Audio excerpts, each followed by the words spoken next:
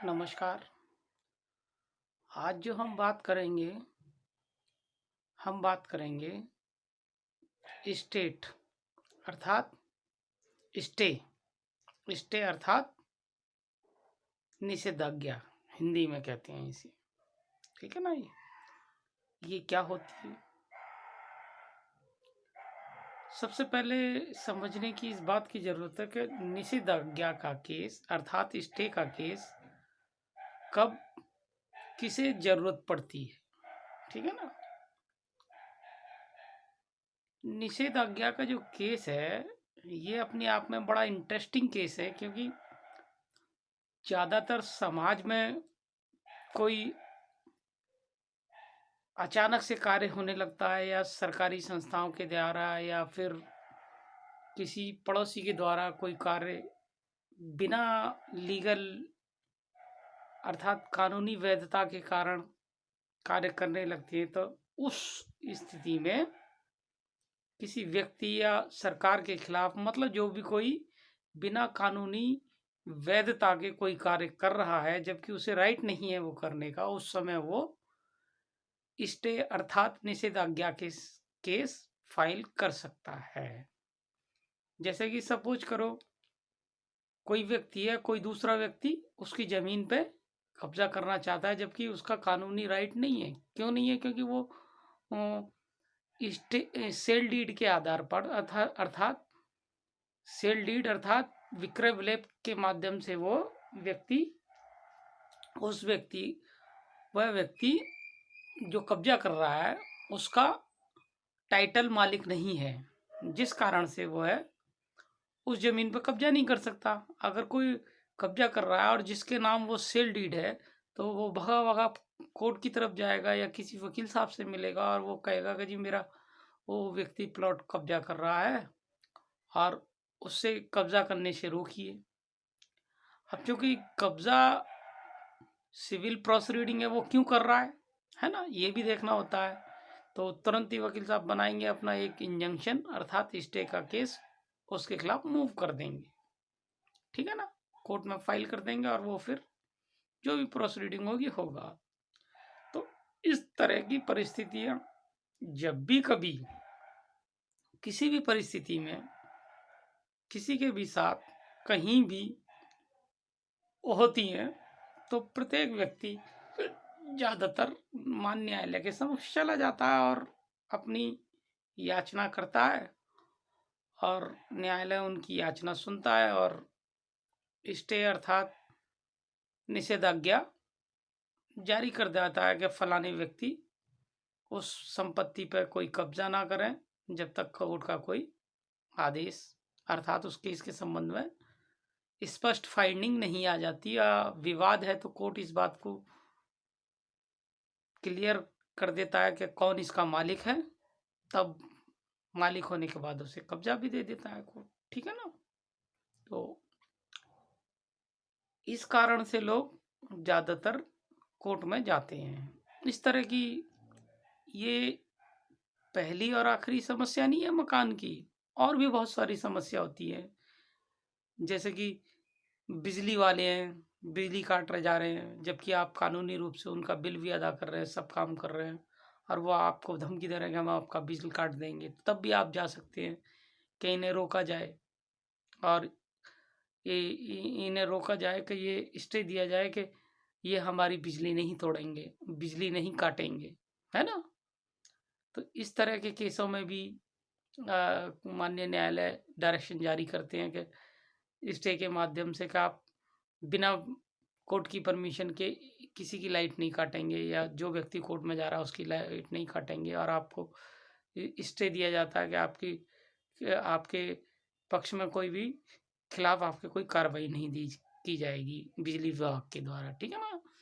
बिजली हो गया, वैसे ही पानी हो गया, और तरह की समस्या हो गई जैसे कि कोई ज़बरदस्ती आपसे कर रहा है कि आप उसका कानूनी राइट नहीं है मतलब उस चीज़ पे, और वो ज़बरदस्ती आपको परेशान कर रहा है। ये भी इस तरह की चीज़ों में भी एक केस मूव होता है। जैसे कि कोई व्यक्ति है ज़बरदस्ती आपको रास्ते से रोक रहा है या फिर आपके किसी कानूनी अधिकार में हस्तक्षेप कर रहा है जबकि उसका अधिकार नहीं है, वो ज़बरदस्ती हस्तक्षेप कर रहा है या आपको बार-बार गाली देता है या आपके मकान में ज़बरदस्ती 2 बार घुस जाता है, सुबह से शाम तक 2-3 बार घुस जाता, जबकि हम मना करते हैं वो फिर भी नहीं मानता है, फिर भी वो घुस जाता है।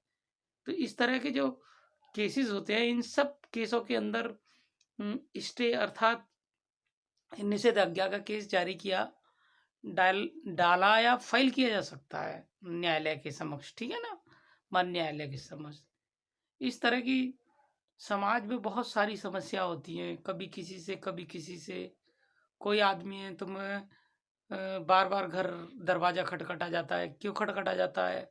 और जबकि आप मना कर रहे हो, तो उसे नहीं मानता है, तब भी आप कोर्ट में जा सकते हैं। मतलब कोई भी की समस्या हो और साथ ही साथ जिस पे उसका कानूनी अधिकार ना हो, बिना कानूनी अधिकार के तुम्हारे अधिकार में हस्तक्षेप कर रहा हो, तो वहाँ ये स्टे अर्थात निषेधाज्ञा का केस फाइल किया जा सकता है। और जब कानून उपयुक्त मामलों को सही ढंग से सुन लेते हैं जज साहब, उसके बाद उस केस के संबंध में अपनी फाइंडिंग देते हैं। ज़्यादातर जो कानूनी वैधता रखता है उसी के पक्ष में ये आदेश किया जाता है, ठीक है ना? और भी बहुत सारी समस्याएं हैं। कानूनी पहलू जो होता है इसका, जो मूल पहलू होता है, वो होता है कन्वेंसिंग ऑफ वैलेंस, अर्थात किसको अनकन्वीनियंसी हुई और वो अनकन्वीनियंसी के साथ साथ मतलब अर्थात उसे अम, इस तरह बोल सकते हैं कि आपने किस व्यक्ति को कानूनी अधिकार था इस कार्य को करने का या नहीं था, ठीक है ना? मोटे तौर पे ये चीज़ डिसाइड होती है। किसी व्यक्ति को सपोज करो कोई कानूनी कार्य करने का अधिकार था, तो वो कर सकता था, और कोई व्यक्ति उसके खिलाफ जाता है कि आप ये कार्य ना करें और मुझे स्टे दे दिया जाए, तो मान्य न्यायालय उसे स्टे नहीं देगा, क्योंकि उसे अपनी संपत्ति या अपने किसी कार्य को करने के कानून के अनुसार अधिकार था। जिस कारण से जब उसे अधिकार प्राप्त था, तो फिर वो अपने अधिकार का उपयोग कर सकता है ना? जब उसे अधिकार नहीं है और वो ज़बरदस्ती किसी चीज़ को लेके इंटरफेरेंस कर रहा है, घुस रहा है और कोशिश कर रहा है कि मैं इसकी ज़मीन कब्जा लूँ या कुछ और कर लूँ और उसके अधिकार में अपना अधिकार सर्वोपरि करके उससे कोई चीज़ उसका अधिकार छीन लूँ, तब भी ये चीज़ स्टे ग्रांट किया जाता है। इसी को बोलते हैं बैलेंस ऑफ कन्वेंसिंग, अर्थात किसके पक्ष में स्टे दिया जाना चाहिए जिससे कि किसी चीज़ की क्षति ना हो और कानून का पक्ष भी मजबूत बना रहे। जो कानून का ज़रूरी पहलू है, अर्थात जो कानून का मस्ट, जो कानून ये बताने की कोशिश करता है कि आप किसी दूसरे के अधिकारों में हस्तक्षेप नहीं कर सकते। जो भारतीय संविधान है, भारतीय संविधान के अनुसार जो व्यवस्था बनाई गई है, उस व्यवस्थाओं के अनुरूप होते हुए सीपीसी बनाई गई है। सीपीसी में इस तरह का प्रावधान दिया गया है, अ, आदेश 39 नियम 1 और 2 के अंतर्गत, जिसमें ये कहा जाता है कि आप अपने स्टे के लिए अर्थात निषेधाज्ञा के संबंध में अपना केस फाइल कर सकते हैं।